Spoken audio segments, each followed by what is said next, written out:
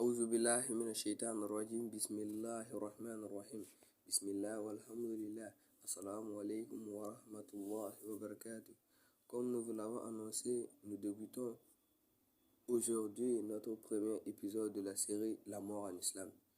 Ce premier épisode sera consacré à l'explication de la mort en islam, à la définition même de la mort en islam et aussi dans le contexte général.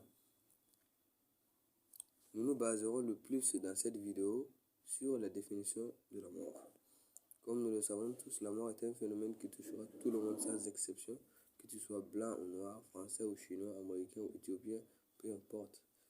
Que tu sois en Afrique, en Europe, en Amérique, en Océanie, ou sur le pôle Nord, ou même sur Mars, la mort t'atteindra où que tu sois. Comme Allah subhanahu wa ta'ala nous le dit dans le Coran. Toute âme goûtera à la mort. Mais qu'est-ce que la mort en général? J'ai demandé à certains de mes amis de me donner leur propre définition de la mort. Alors, analysons-les ensemble. On peut considérer la mort d'après Sœur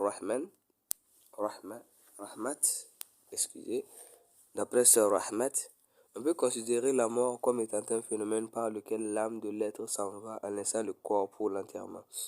Au fait, en pensant à la mort, l'homme conscient reconnaît que la mort existe, car si l'on pense à la mort, il y a un instinct qui nous fait voir la mort à côté de nous. Cet instinct fait qu'on se demande à quand ma dernière vie sur terre. La mort n'a pas d'âge, ni d'heure, ni début, ni fin, c'est-à-dire que la mort survient à tout moment dans la vie. Sur le plan de la religion, la mort est comme un examen dont tout le monde passera sans échouer. En pensant à cette vie, la mort aussi nous relate chaque jour que l'au-delà existe. Sinon, personne n'allait mourir. De plus, elle nous fait penser à notre Créateur, à ses anges et ses messagers, ainsi que les prophètes envoyés par lui.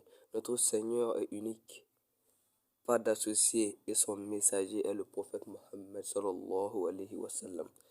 Pour savoir que la mort existe et que cette vie n'est rien, il suffit de t'isoler seul dans un milieu où il n'y a rien qui puisse t'empêcher de penser. Dans cette vie, nous sommes privés de nous-mêmes. On a tellement de loisirs qu'on ne pense même pas à notre Seigneur. Si on est libre, au lieu de nous consacrer à lire le Coran ou à faire des tafsirs, non, on s'adonne plutôt aux jeux de loisirs que nous donnons notre âme à ça. Et dis-toi que nul n'est éternel et laisse ton cœur parler à ta place.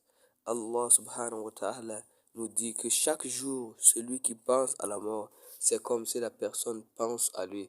Donc, ses péchés aussi diminuent.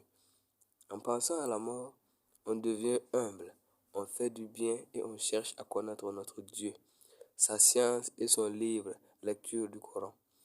Une fois dans la tombe, rien n'est plus comme la vie sur terre. Dans la tombe, ce sont tes bonnes actions qui peuvent t'épargner du châtiment de l'enfer.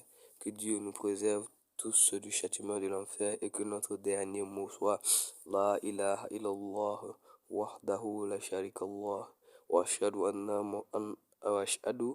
la ilaha illallah wa ashhadu anna muhammadan abduhu wa rasuluhu. Cette définition venait de Sœur Rahmat. Maintenant, lisons pour un homme musulman qui s'appelle Roland. Lisons ensemble. La mort est une disparition, un repos éternel, un long sommeil. Il n'a pas la certitude qu'on puisse se réveiller de ce sommeil. C'est aussi une perte d'un être vivant, animal ou plante. La mort est le contraire de la vie. C'est aussi un grand voyage sans retour. Selon la religion, quand on meurt, c'est notre forme physique qui s'éteint. Sinon, notre forme spirituelle, appelée âme, reste en vie. En quelque sorte, c'est comme si notre âme était immortelle. Rappelons dans tout ça que l'homme ne voit pas l'âme, excepté les personnes particulières, d'après Roland. Analysons maintenant celui de Abu Draman. Qu'est-ce que la mort en islam? La mort, c'est le passage de ce monde vers un monde meilleur pour nous les croyants. Draman ici se sent neutre. Il dit que lui, il est neutre quant à à cette question, qu'est-ce que la mort? Il dit que lui, il est neutre, il n'a pas d'avis, il n'est pas aussi surexcité. Voilà. Après ces définitions, voyons celle du dictionnaire. D'après le dictionnaire, la mort est l'arrêt définitif des fonctions vitales, tout simplement. En islam, la mort se définit comme la séparation de l'âme du corps. Le corps lui rejoindra la terre et l'âme lui rejoindra un lieu que l'on appelle Al-Barzakh, le monde intermédiaire. Mais avant d'aller dans ce lieu, il sera questionné dans la tombe par deux anges nommés Munkar et Nakir. Alors, comment se passe l'interrogatoire dans la tombe? Quelles sont les questions posées et quelles en sont les réponses? Que dit le prophète Mohammed sallallahu alayhi wa sallam sur la mort? Cela, nous le découvrirons dans le deuxième épisode de la mort en islam. Merci de nous avoir suivis. Qu'Allah vous bénisse. Barakallahu fikum. Wassalamu alaikum wa rahmatullah. Merci à tous. Merci de nous avoir suivis. N'oubliez pas de liker et de commenter la vidéo. Merci.